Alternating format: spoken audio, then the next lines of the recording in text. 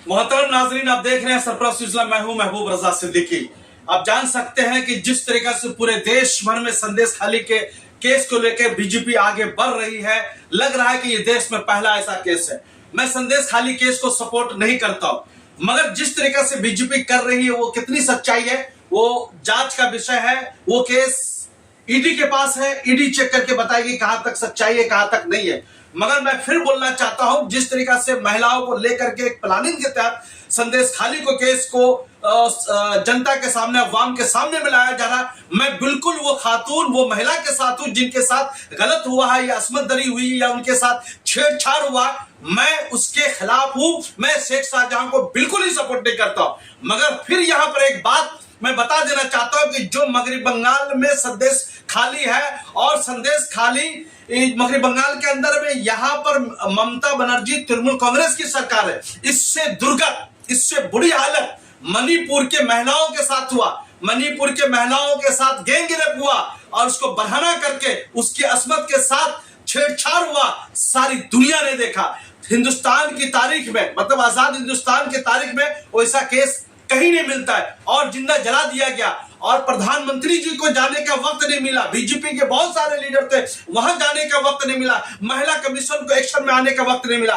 मैं बोलना चाहता हूं, मैं पूछना चाहता हूं, क्या इस देश में दो किस्म का कानून चल रहा है या इस देश में दो किस्म का संविधान है? जहां बीजेपी की सरकार है वहां जुल्म ज्यादती होती है, या औरतों पर अत्याचार होता है, या दलितों पर अत्याचार होता है, या माइनॉरिटी पर अत्याचार होता है, तो वहां पर केसेस अलग हो जाते हैं। जहां पर बीजेपी की सरकार नहीं है, गैर बीजेपी सरकार है, वहां पर सारा एक्शन में आ जाता है। मैं बोलना चाहता हूं, कौन सा हिंदुस्तान देश के प्रधानमंत्री जनाब नरेंद्र मोदी साहब चला रहे, जब महिला कमीशन चला रही है। अगर वाकई में आप सच्चे हैं, महिला कमीशन के लोग अगर वाकई में सच पे काम कर रहे हैं, तो उनको सबसे पहले मणिपुर में जो महिला के साथ गैंग रेप हुआ और उसको बढ़ाना करके, नंगा करके, नेकेड करके चलाया गया, उसके साथ इंसाफ होनी चाहिए। और कितनी सारी खातून के साथ मणिपुर में हुआ और जुल्म ज्यादती हुआ, गोली फायरिंग हुई, वहां पर हिंदुस्तान का जो ह्यूमन राइट्स कमीशन कहां गया है, क्यों नहीं कर रहा? मतलब क्या वहां पर बीजेपी की सरकार है, मगरबी बंगाल में तृणमूल कांग्रेस की सरकार है।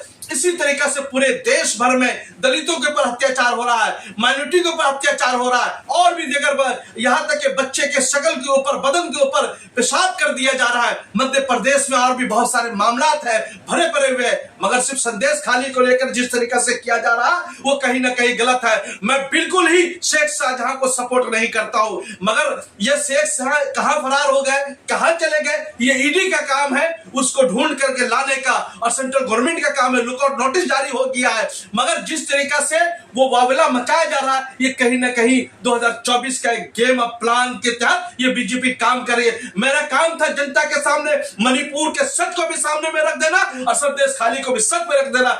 जिस तरीका से मणिपुर में बीजेपी के लोगों को जानी चाहिए, वहां पर बननी चाहिए। ये महिला के साथ, ये खातून के साथ, ये बच्चे के साथ ज्यादती हुई है, हम इनके फेवर में इनके लिए खड़े हैं, इनको इंसाफ मिलनी चाहिए। मगर एक हिंदुस्तान में मणिपुर भी आता है, हिंदुस्तान में और मगरबी बंगाल भी आता है, मगर क्या है, वहां आपकी सरकार है, वहां आपके लोगों ने शायद किया है, इसलिए वहां आप कुछ नहीं बोल रहे। यहाँ तृणमूल कांग्रेस की सरकार है, ये लीडर तृणमूल कांग्रेस का है, इसलिए आप रास्ते पर उतर गए। तो मेरे कहने का मतलब है, जनता के पाले में मैंने ये केस को दोनों को रख दिया।